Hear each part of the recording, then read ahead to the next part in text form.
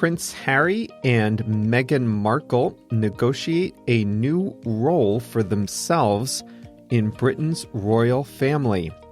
Hi everyone, I'm Jeff. JR is the producer, and this is episode number 228 of Plain English. You can find the video lesson, translations, fast audio, and flashcards for this episode at plainenglish.com/228. On today's episode, a shakeup in the royal family as the Duke and Duchess of Sussex have decided to step back from their official duties and work toward having a more private, independent life in Canada and the U.S. Later on in the episode, we'll talk about the phrasal verb work out, and we have a quote of the week.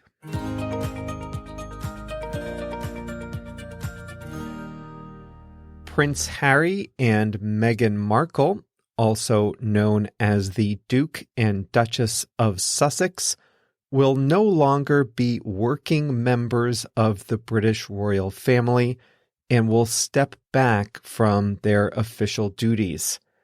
In a statement on Instagram, the couple said that they will be stepping back from their formal roles as members of the royal family and would work to become financially independent. They said they wanted to carve out a progressive new role for themselves. They said they would divide their time between North America and the United Kingdom. It is widely assumed that North America means living in Canada, where Meghan worked as an actress before marrying Prince Harry. They will keep vacation homes in Los Angeles and in the UK. The statement took the rest of the royal family by surprise. Buckingham Palace scrambled to assemble a response to the statement, saying immediately afterward that there would be a transition period and that many things were still to be settled. The Queen later held a meeting with herself, her son, and 2 grandsons to hash out the details of the transition, which the British press immediately took to calling Megxit, since everyone assumed that Meghan was behind the move. Shortly after releasing the statement, Meghan left Britain with their son Archie, while Prince Harry stayed back to work things out with the Queen and her aides. The public statement on Instagram did not appear to be coordinated with the staff at Buckingham Palace, but the general idea was known ahead of time. The couple has done their part as representatives of the Queen, visiting shelters, supporting charities, attending events, and meeting veterans in the UK and in Commonwealth countries like New Zealand.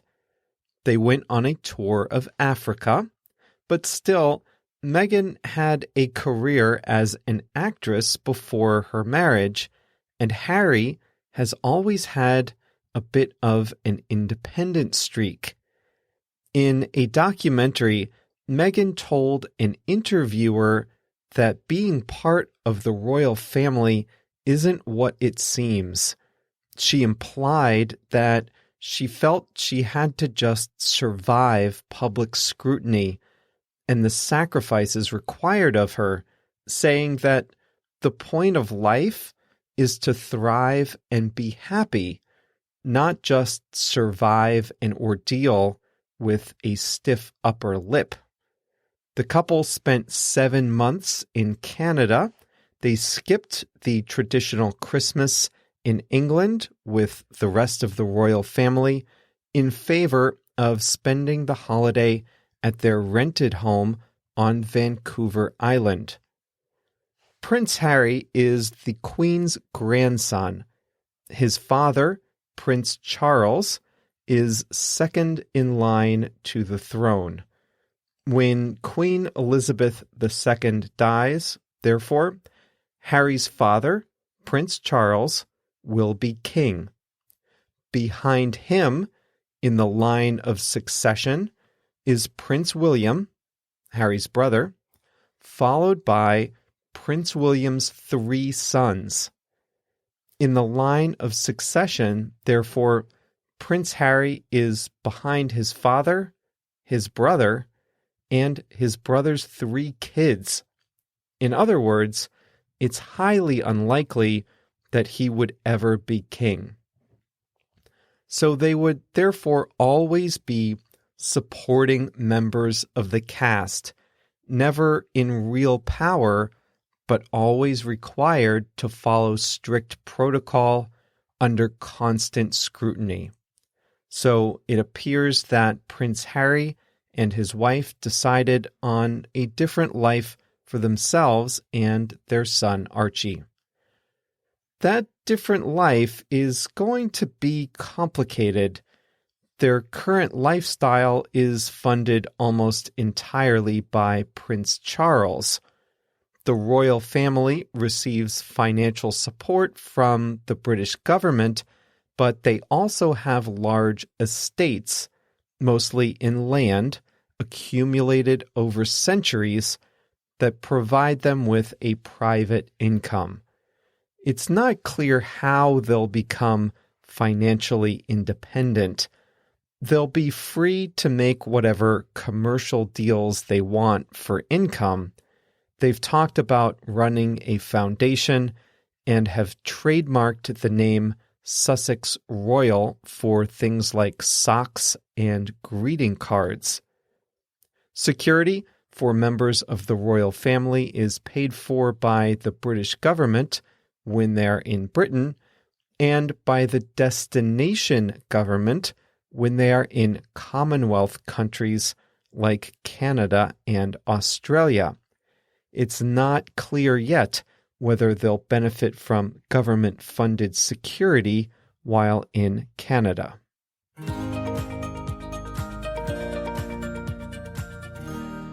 We're almost at the end of January 2020, so how are you doing on your New Year's resolutions? A month into the year, have you made the progress you want to in English? If not, then I'd like you to consider joining Plain English Plus, where you can get even more out of the podcast you already know and love. To join, visit plainenglish.com/plus, plainenglish.com/plus.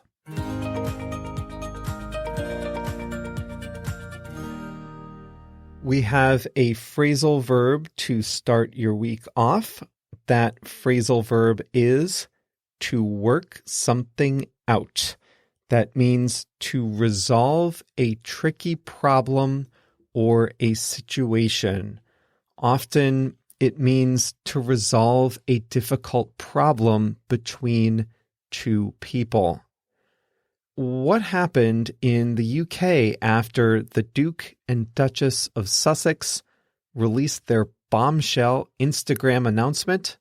Well, Meghan Markle went back to Canada and left Prince Harry back in the UK to work things out with the Queen and the rest of the royals.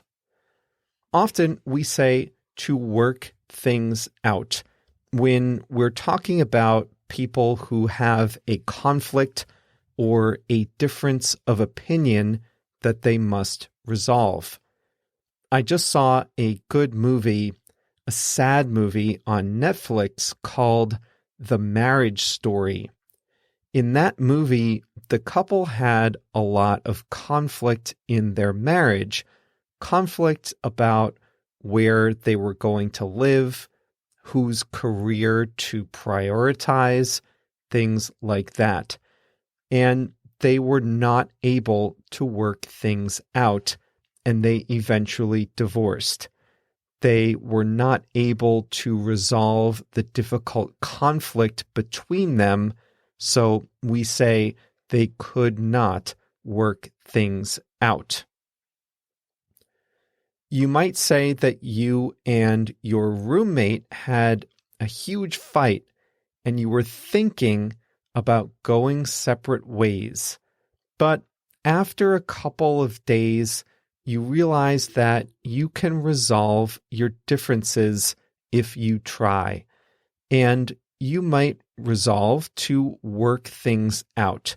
You might decide that you'll try to solve the problems, stay out of each other's way, not leave dirty dishes in the sink, divide household chores, not make noise late at night, not smoke inside, whatever. Whatever caused your problems, you think you can find a solution. You think you can work things out. So this is a common way of saying work something out, just to say in general, to work things out. Now, you can also specify what that thing is. We are going to work out our differences, you might say. If two people are collaborating on a creative project and have two different visions of how the project will go, they might need to work out their creative differences. In order to continue, they need to have the same vision, so they have to work out their creative differences. We need to work out our problems, you might say. You could say that in a romantic relationship or other kinds of relationships. Two neighbors say, I have great neighbors in my current building, so this doesn't apply to me now. But when I lived in New York, I lived on the top floor, and the guy who lived below me kept accusing me of moving furniture every weekend. And let me tell you, the last thing I wanted to do, then or now, is move furniture. I never move my furniture unless it's necessary. So what he thought was moving furniture was really just me walking at a normal pace from room to room. So when he heard me walking, he would take a broomstick or something and smack the ceiling with it, and he complained over and over to the management company about me. He said I was jumping up and down, and he thought that his ceiling was in danger of collapse. Now, finally, the building managers told us that we had to work out our problems between the two of us. We had to work out our conflict, our differences of opinion. I offered to take pictures of my furniture once a week and send it to them as proof that I wasn't moving furniture. But the building managers didn't want any part of that. They just told me to work it out with my neighbor. And that's another way you can use work out. Just say, work it out. That means solve the problem. Sometimes if I'm on a team at work and two people on the team don't know who's going to do what, I tell them, look, we need to get X, Y, and Z done. And they ask me, oh, but who's going to do what? And I'll say, I don't know. You guys work it out. You two solve the problem. You can divide up the work. You can do it all together. I don't really care. You guys work it out. You two decide together. Okay, here's a quote of the week. I was inspired by a listener, Livia, who wrote to say that she's taking in-person English classes to get over her embarrassment speaking English. So I'm choosing the quote for you, Livia, and for everyone in the audience that has problems with confidence in English. Here we go. Confidence is a habit that can be developed by acting as if you already had the confidence you desire to have. And that is by the author and motivational speaker, Brian Tracy. So how about this?